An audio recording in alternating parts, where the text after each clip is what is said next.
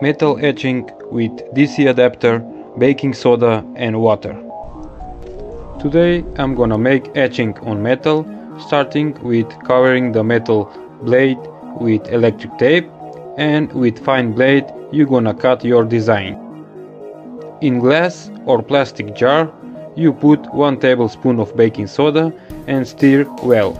You can use any adapter that gives 12 volts and 1 amp of power. The positive metal clip we attach to the metal blade, and the negative metal clip we attach on long metal bolt.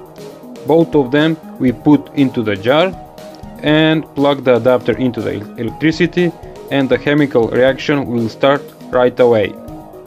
You're gonna leave to work the reaction for about 30 minutes. This method of etching you must do outside or in room with good ventilation. After 30 minutes the result is very good and my knife get my signature. Thanks for watching. For more videos visit my channel page.